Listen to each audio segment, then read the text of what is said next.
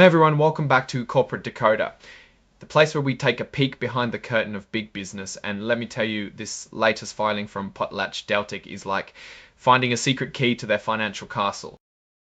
So what's the big news? PotlatchDeltic's, a company deeply involved in timber and land management, the forests and all sorts of land development, just filed their latest report, and the main event here is all about their debt. Basically, they've adjusted their big borrowing agreement, and this is a pretty significant move. Think of it as refinancing your mortgage, but on a much, much larger scale for a corporation. They've brought in a new loan called Term Loan X for a cool $127.5 million. This isn't just free money they've gotten. They have options on how to pay interest on this loan. They can go with what's called a fixed rate loan, meaning the interest rate stays the same no matter what the market does. Or they can choose a daily simple SOFR loan or a term SOFR loan. These are tied to something called SFR, which is a benchmark interest rate, and the rate can change depending on market conditions. The extra punch here is that these variable rate options come with an additional 230% tacked on top of the SOFR rate. What's really important is that on August 27th of this year, they already took out $100 million of this new loan. And guess what? They chose the daily simple SOFR option, meaning their interest payments on this chunk will go up or down with that SOFR rate, plus that extra 230%. This loan is set to mature in about 10 years in August 2035. Why did they take out this new loan? To pay off an old one, of course. They used the $100 million from Term Loan X to pay back $100 million from something they called Term Loan J. So in essence, they've swapped out one debt for another. This doesn't necessarily change their total debt load, but it can change the terms, the interest rate, and when they have to pay it back. Now, all these details, the nitty-gritty of this debt deal, are laid out in an exhibit to this filing. It's a deep dive into the contract. This specific document is labeled as Exhibit 10.1, and it's the 12th Amendment to their existing loan agreement. Think of it as a long series of addendums and changes to a foundational contract. The fact that it's the 12th Amendment tells us this isn't the first time they've tweaked their borrowing arrangements. Companies often do this as their needs and the market change. PotlatchDeltic's stock, which you can find trade-in under the symbol PCH on the Nasdaq Global Select Market, is what we're really looking at here. When companies adjust their debt, it can affect their financial health, and that in turn impacts their stock price and how investors see them. Now, let's talk about what this means. Businesses take on debt to grow. They borrow money to build new facilities, expand operations, or in PotlatchDeltic's case, likely to manage their vast land holdings and timber harvests. By refinancing or adjusting their loans, they might be trying to get a lower interest rate, which saves them money on a day-to-day basis. Or they might be trying to get a lower interest rate, which saves them money on a day-to-day basis. Or they might be trying to get a lower interest rate, which saves them money on a day-to-day basis. Or they might be trying to extend the payment schedule, giving them more breathing room.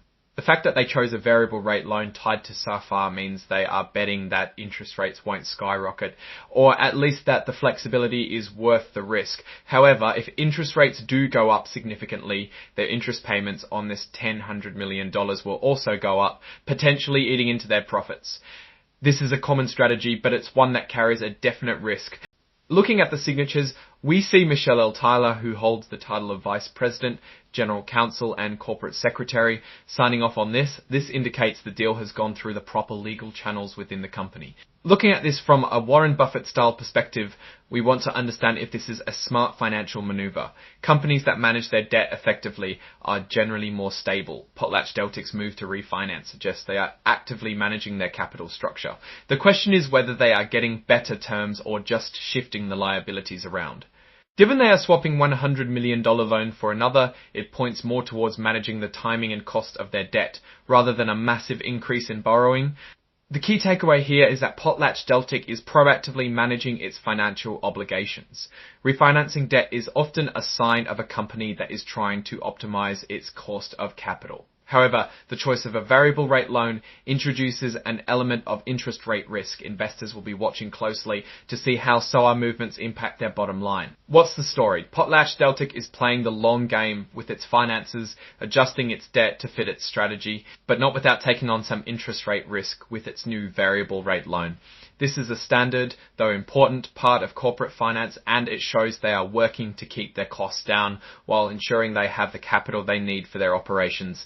Now, looking at these results more broadly, PotlatchDeltic appears to be actively managing its financial obligations. Their willingness to amend and extend their loan agreements can be seen as a sign of financial discipline. However, the increased reliance on variable rate loans does introduce a risk that their interest expenses could rise if market rates climb.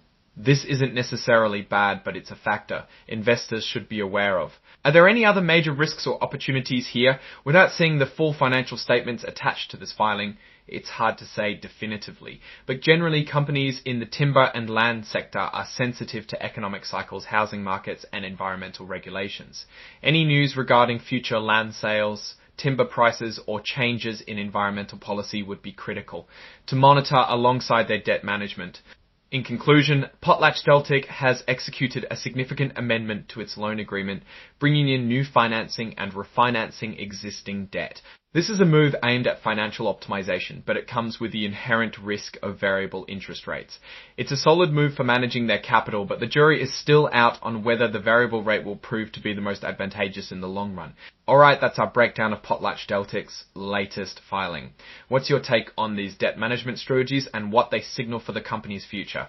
Drop your thoughts in the comments. If this analysis was valuable, hitting that like button really helps, and subscribe for more deep dives.